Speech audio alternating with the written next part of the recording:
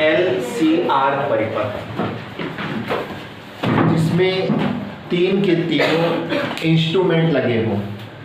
ये समझ लीजिए इंडक्टर कॉइल भी लगी हो, कैपेसिटर भी लगा हो और रेजिस्टेंस भी लगा हो। ये तीन के तीनों कंपोनेंट ऐसे कंपोनेंट है LCR, इन्हें बेटा पैसिव कंपोनेंट कहते हैं। इन्हें एक्टिव कंपोनेंट नहीं कहते, इनको कैसा कंपोनेंट कहते हैं? पैसिव कंपोनेंट कहते हैं। तीन के तीनों पैसिव कंपोनेंट किसी सर्किट में लगे हैं तो उस सर्किट को क्या बोलते हैं? LCR परिपथ कहते हैं। ये आपका L हो गया और इसके आगे C लग गया और इसके आगे R लग गया। ये बेटा LCR परिपथ है। तीन के तीनों सीरीज में लगे हैं। तीन के तीनों कैसे लगे? सीरीज में, श्रेणी क्रम में लगे हैं। अब इसको प्रत्यावर्ती धारा स्रोत से जोड़ दिया जाता है। ये प्रत्यावर्ती धारा स्रोत से जोड़ दिया गया है कैपिटल V वोल्ट की वैल्यू, कैपिटल V वोल्ट के प्रत्यावर्ती धारा स्रोत से।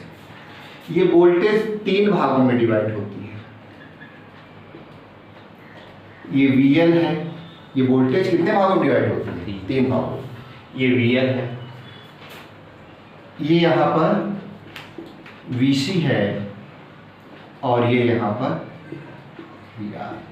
ये वोल्टेज कितने भागों में डिवाइड होती है? तीन भागों में। यहाँ पर VL है, यहाँ VC और यहाँ VR। इतनी बात समझ में आ गई भैया? अब इनमें तीनों में बहने वाली धारा की मात्रा वही रहती है, धारा वही रहती है, I धारा सभी में। तो पहले आप ये मान लीजिए कि इसमें केवल और केवल L लगा है। जब केवल और केवल L लगा होता है तो बहने वाली धारा I से पेरकत्व कुंडली के सिरों के बीच का विभव VL 90 अंश अग्रगामी होता है। ये बहने वाली धारा I से पेरकत्व कुंडली के सिरों के बीच का विभव VL 90 अंश क्या होता है? अग्रगामी होता है। 90 अंश क्या होता है? अग्रगामी। बहने वाली धारा I से पेरकत्व कुंडली के सिरों के बीच का विभव 90 अंश अग्रगामी होता है। फिर अब इसके बाद देखिए, ये संधारित्र लगा है, संधारित्र में बहने वाली धारा I है और संधारित्र के सिरों के बीच का विभव VC है। तो बहने वाली धारा I से विभव VC 90 अंश क्या होता है बेटा? पश्चिमाग्नि होता है। बहने वाली धारा I से संधारित्र के सिरों के बीच का विभव VC 90 अंश क्या होता है? पश्चिमाग्नि। इतनी बात समझ में आ गई? VL कहाँ रहता है? अग्रगामी, आगे की तरफ। VC कहाँ रहता है? पीछे की तरफ, पश्चिमगामी। बेटा इनके बीच में 180 अंश का कालांतर हो गया, दोनों अपोजिट डायरेक्शन में है और दोनों क्या हो जाएंगे? सबट्रैक्ट हो जाएंगे। बेटा इन दोनों का रिजल्टेंट यदि निकालेंगे तो VL हमने थोड़ा बड़ा बना रखा, मतलब इसकी वैल्यू ज्यादा है। VC को छोटा बना रखा है, इसका मतलब इसकी वैल्यू कम है। तो यहाँ पर परिणामी जो बचेगा वो इतना थोड़ा सा डार्क कर देंगे और ये डार्क वाला पार्ट क्या हो जाएगा? VL minus VC। VL minus VC। अब देखिए ये बहने वाली धारा I है और प्रतिरोध के सिरों के बीच का विभव है। बहने वाली धारा I से प्रतिरोध के सिरों के बीच का विभव दोनों समान कला में होते हैं। दोनों क्या होते हैं? समान कला में होते हैं, अर्थात इनके बीच में किसी भी प्रकार का कोई कलांतर नहीं होता है। बहने वाली धारा I और प्रतिरोध के सिरों के बीच का विभव VR दोनों क्या होते हैं? समान कला में होते हैं। इनके बीच में किसी भी प्रकार का कोई कलांतर नहीं होता। ठीक, ये आपका VR है, ये VL माइनस VC है। यहां पर बेटा परिणामी विभव आ जाए, ये टोटल विभव है। देखिए VL ये ऊपर की ओर है, VC कहाँ है? नीचे की ओर है। ये VR हो गया, ठीक, और ये रिजल्टेंट हो गया, रिजल्टेंट वोल्टेज भी। यहाँ पर जो एंगल बन रहा है वो एंगल क्या बन जाएगा बेटा? फाई बन जाएगा। ये एंगल क्या बन गया? फाई एंगल बन गया। अब ऐसी स्थिति में ये आपका VR, ये VL माइनस VC, ये आपका एक छोटा सा राइट एंगल ट्रायंगल बन गया, समकोण त्रिभुज बन गया। समकोण त्रिभुज के केस में पहले तो आप ये देखिए VR की वैल्यू किसके इक्वल होती है? IR की। VL की वैल्यू किसके इक्वल होती है, आई एक्सएल के, और VC की वैल्यू किसके इक्वल होती है, आई एक्ससी के। अब फिगर को ध्यान से देखें तो ये V स्क्वायर इक्वल टू क्या हो जाएगा बेटा, ये परपेंडिकुलर का स्क्वायर प्लस बेस का स्क्वायर।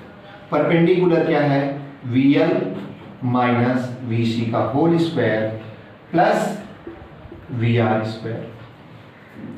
तो ये V square equal to VL minus VC का होल स्क्वायर, इसकी जगह पर हम लिख देंगे I XL minus I XC का whole square plus I R का होल स्क्वायर। अब यहां पर कॉमन क्या है बेटा, आई कॉमन है। क्या कॉमन है, आई।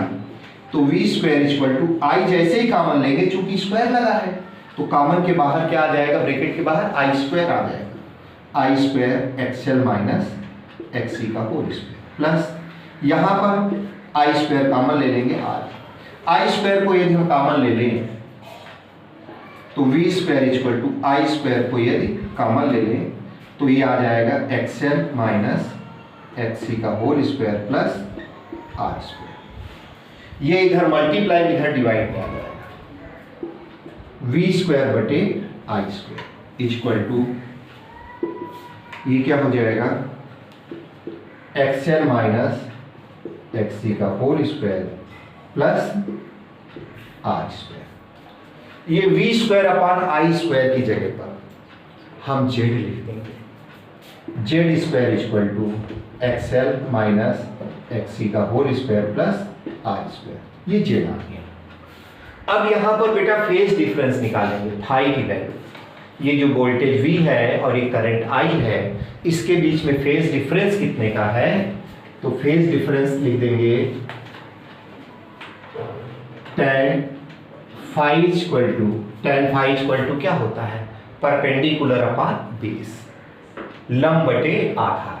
परपेंडिकुलर कितना है, VL माइनस VC और ये VR। tan phi equal to VL की जगह पर रख देंगे I XL minus I XC upon I R. तो tan phi equal to I common ले लेंगे, XL minus XC upon I R, I से आई कैंसिल हो जाएगा। तो tan फाई इक्वल टू कितना आ जाएगा, XL minus XC by R. बेटा जो वैल्यू आपको मिल जाए, जैसे एक्सएल एक्ससी मिल जाती है तो आप इससे फेस डिफरेंस निकाल लेंगे, VL VC और VR मिल जाता है तो इससे फेस डिफरेंस निकाल लेंगे। ये इतना है। हेडिंग डालिए, प्रत्यावर्ती धारा परिपथ में शक्ति क्षय। प्रत्यावर्ती धारा परिपथ में शक्ति क्षय। तो ये 7 प्रकार के प्रत्यावर्ती धारा परिपथ होते हैं। 7 प्रकार के प्रत्यावर्ती धारा परिपथ में शक्ति का क्षय होता है। शक्ति क्षय जो बेसिक फार्मूला है शक्ति क्षय का, प्रत्यावर्ती धारा परिपथ में विभव तथा धारा के गुणनफल को प्रत्यावर्ती धारा परिपथ का शक्ति क्षय कहते हैं। प्रत्यावर्ती धारा परिपथ के विभव और उसमें बहने वाली धारा दोनों के गुणनफल को प्रत्यावर्ती धारा परिपथ का शक्ति क्षय कहते हैं। ठीक, शक्ति क्षय कितने परिपथों में होता है, 7 के 7 परिपथों में शक्ति क्षय होता है, निकाला जाता है। कुछ परिपथ हैं जिसमें शक्ति क्षय नहीं होती। पहला जो परिपथ है उसमें शक्ति क्षय संधारित्र, यदि किसी परिपथ में केवल और केवल संधारित्र लगा दोगे तो किसी भी प्रकार की शक्ति का क्षय नहीं होगा। दूसरा, यदि परिपथ में केवल और केवल प्रेरकत्व लगा दोगे, प्रेरकत्व कुंडली L लगा देंगे तो भी शक्ति का क्षय नहीं होगा। यदि परिपथ में L और C दोनों लगा देंगे, LC परिपथ है तो भी शक्ति का क्षय नहीं होगा। शक्ति का क्षय किसमें होता है, जिसमें एक शुद्ध रूप से प्रतिरोध लगे होते हैं। जिस परिपथ में शुद्ध रूप से प्रतिरोध लगा होता है उसमें शक्ति का क्षय होता है। जैसे R परिपथ में शक्ति का क्षय होता है, C परिपथ में शक्ति का क्षय नहीं होता, L परिपथ में शक्ति का क्षय नहीं होता, लेकिन RC परिपथ कह देंगे तो R के साथ C भी लग गया, यानी कि यहां पर शक्ति का क्षय होगा। RL परिपथ यहां भी शक्ति का क्षय होगा, LC परिपथ में शक्ति का क्षय नहीं होगा, फिर RLC परिपथ में भी शक्ति का क्षय होगा। तो किसी भी प्रत्यावर्ती धारा परिपथ के विभव तथा धारा के गुणनफल को उस प्रत्यावर्ती धारा परिपथ में शक्ति क्षय कहते हैं। किसी भी प्रत्यावर्ती धारा परिपथ के किसी भी प्रत्यावर्ती धारा परिपथ के विभव तथा धारा के गुणनफल को विभव तथा धारा के गुणनफल को